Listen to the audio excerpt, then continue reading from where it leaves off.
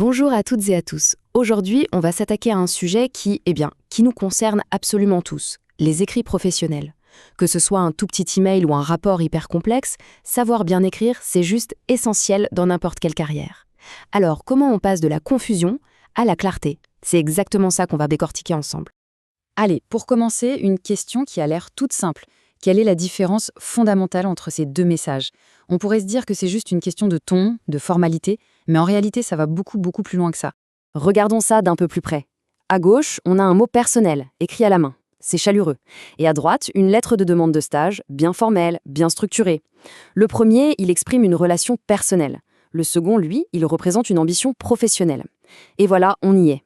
Toute la différence, elle est là. Ce sont les enjeux. Un document pro, c'est ni plus ni moins que la vitrine de notre sérieux et de nos compétences.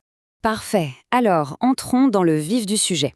Il faut bien comprendre que chaque document professionnel qu'on rédige, il a un poids considérable. Ce n'est pas juste un moyen de faire passer une info, c'est un acte qui nous engage personnellement.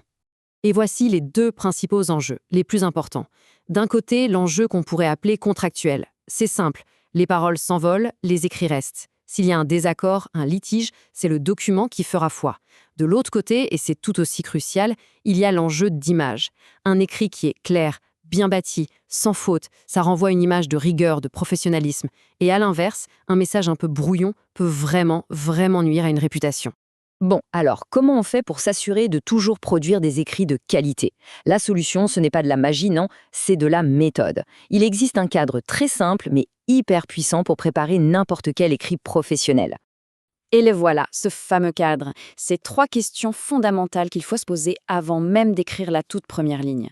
Premièrement, le but. Est-ce que c'est pour informer, pour convaincre quelqu'un ou pour demander une action bien précise? Deuxièmement, l'audience. À qui est-ce que ce message s'adresse exactement? Et enfin, troisièmement, l'outil. Quel est le meilleur format pour atteindre cet objectif avec cette audience? Un email, une note, un rapport? Franchement, répondre à ces 3 questions, c'est déjà faire 80% du boulot. Faisons un petit zoom sur l'audience, parce que ce point est capital. On ne s'adresse pas du tout de la même manière à un collègue qu'on voit tous les jours et à un client potentiel. Pour une cible en interne, on peut se permettre d'utiliser le jargon de la boîte, des références communes. Mais pour une cible externe, le message doit être plus formel, plus pédagogique. Savoir adapter son style, son ton et même le choix de ses mots en fonction du destinataire, c'est vraiment la clé d'une communication réussie. Passons maintenant à la troisième étape de notre cadre, le choix de l'outil. Chaque situation de communication a son format de prédilection. C'est un peu comme avoir une boîte à outils finalement. Il faut savoir quand on doit sortir le marteau et quand il faut plutôt prendre un tournevis. Et voilà quelques-uns des outils les plus courants qu'on a dans notre boîte. L'email, c'est parfait pour les échanges rapides, un peu informels.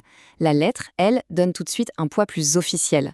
La note de service, c'est fait pour diffuser une directive claire en interne. Choisir le mauvais outil, c'est un peu comme essayer de visser une vis avec un marteau. Ça ne marche pas bien. Le cadre but audience-outil nous garantit de toujours piocher le bon instrument pour être le plus efficace possible. Parlons un peu de l'outil qu'on utilise probablement des dizaines de fois par jour, l'email. Sa rapidité, c'est sa plus grande force. Mais attention, c'est aussi son plus grand piège.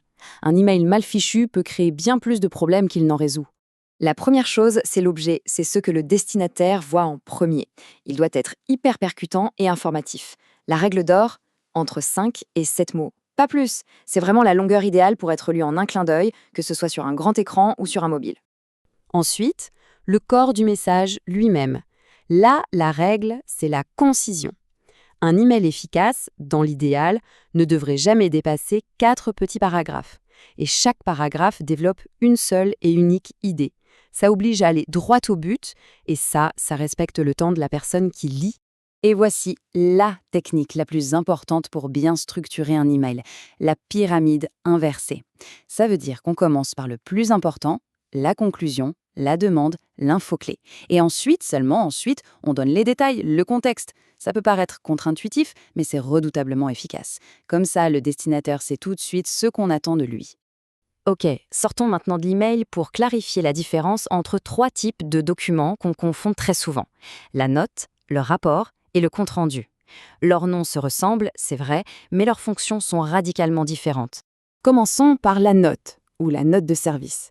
Son but est super simple, transmettre une information ou une directive.